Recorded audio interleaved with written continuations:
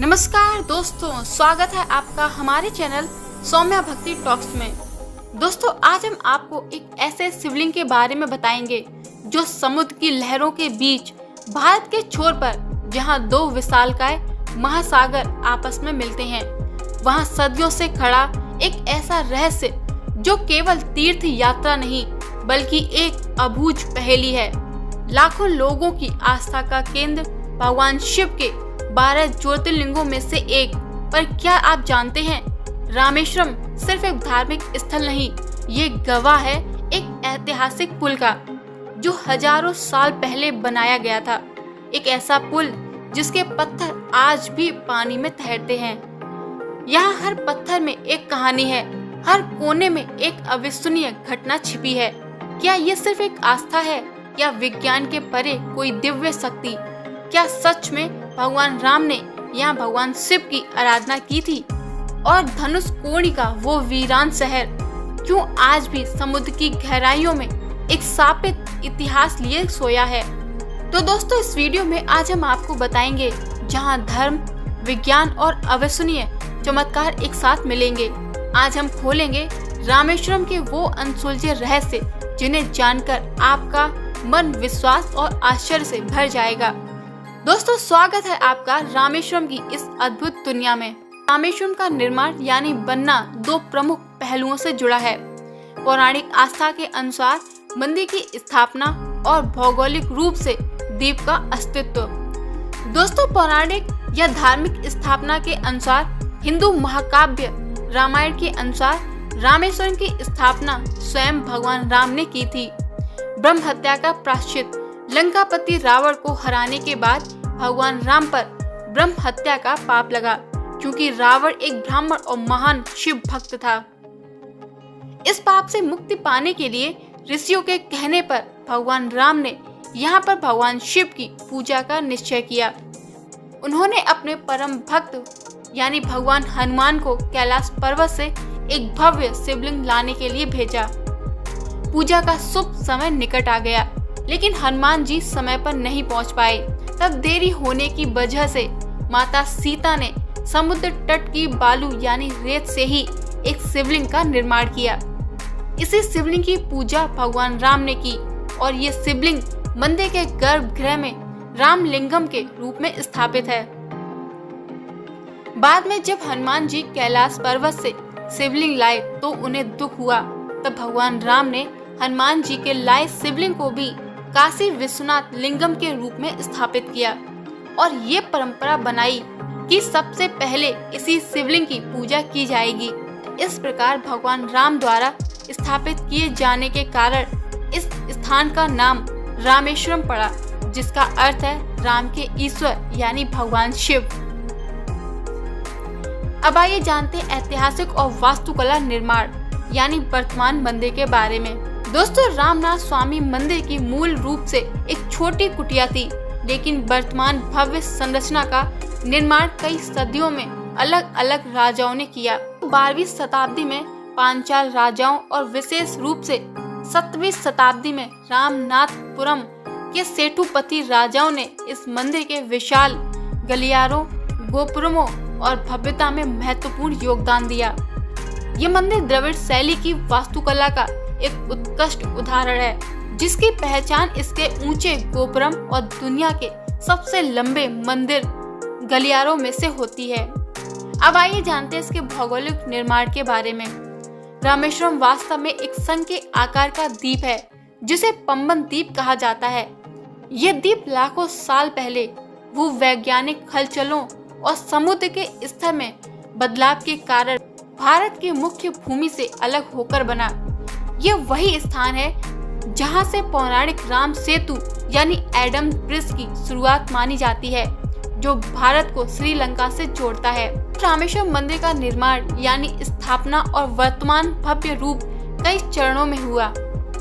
मंदिर के गर्भगृह में स्थापित शिवलिंग यानी रामलिंगम की स्थापना स्वयं भगवान राम ने की थी। उन्होंने अपनी पत्नी माता सीता द्वारा रेत से बनाए गए शिवलिंग की पूजा की। वर्तमान मंदिर की विशाल और भव्य संरचना का निर्माण कई सदियों से अलग अलग राजवंशों के राजाओं ने करवाया। दोस्तों, पांचाल राजा, उन्होंने 12वीं शताब्दी में मंदिर के मूल ढांचे और शुरुआती विस्तार में योगदान दिया। सेठुपति राजा रामनाथपुरम के शासनकाल में उन्होंने 7वीं शताब्दी के बाद मंदिर के सबसे महत्वपूर्ण भागों जैसे कि दुनिया के सबसे लंबे गलियारे और विशाल गोपुरमों का निर्माण करवाया, जिससे मंदिर को इसका वर्तमान भव्य रूप मिला। दोस्तों, अगर छोटे शब्दों में कहें तो भगवान राम ने इसे स्थापित किया और सेठुपति राजाओं ने इसे भव्य रूप दिया। रामेश्वरम मंदिर का निर्माण मुख्य रूप से पौराणिक और धार्मिक कारणों से किया गया था।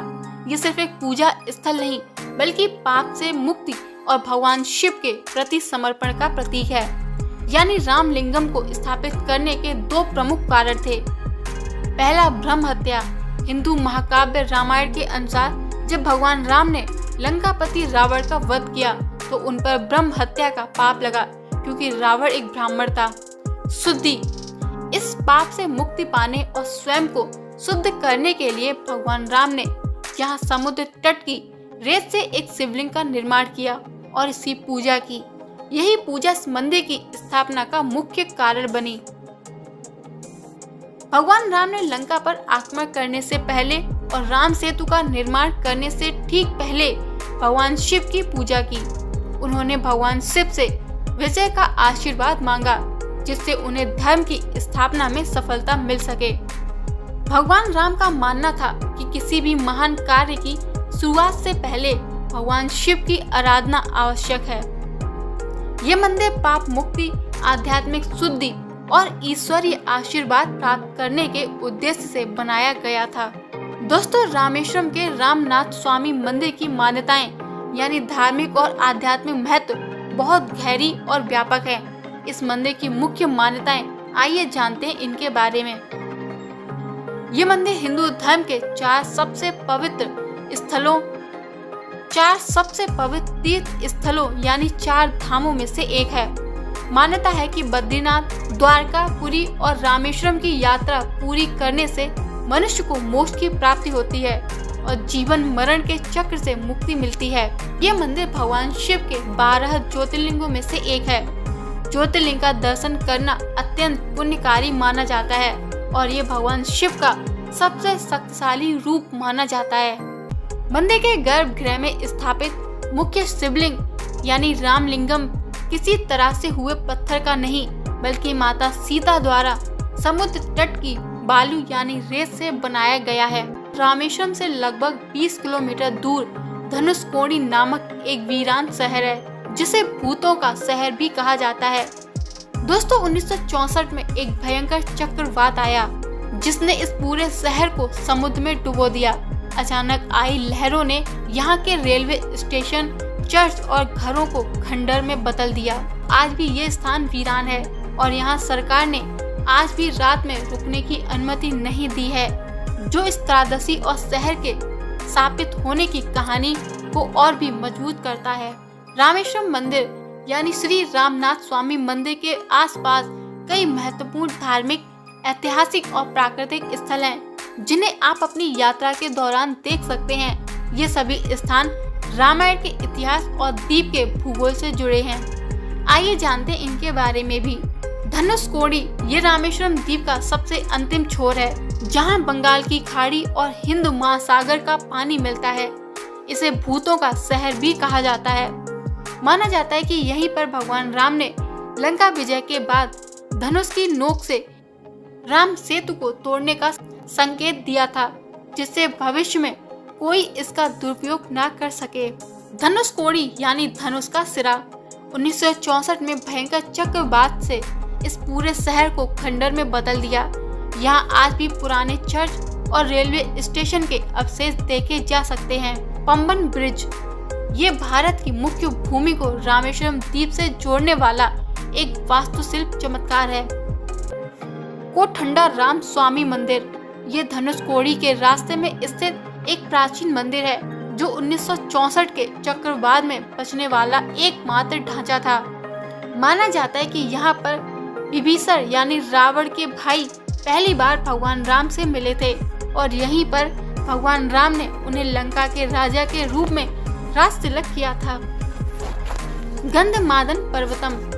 दोस्तों ये रामेश्वरम द्वीप का सबसे ऊंचा स्थान है। यहाँ एक 2 मंजिला मंदिर है। यहाँ एक चक्र पर भगवान राम के पद चिन्ह संरक्षित हैं। यहाँ से पूरे रामेश्वरम द्वीप और समुद्र का सुंदर पैनोरामिक दृश्य दिखाई देता है। मान्यता है कि यहीं से हनुमान जी ने संजीवनी बूटी लाने के लिए उड़ान भरी थी।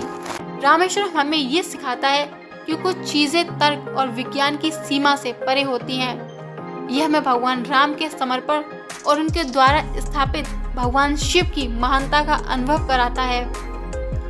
दोस्तों ये स्थान हमें याद दिलाता है कि भारत के हर कोने में इतिहास और आस्था एक दूसरे से गहराई से जुड़े हुए हैं।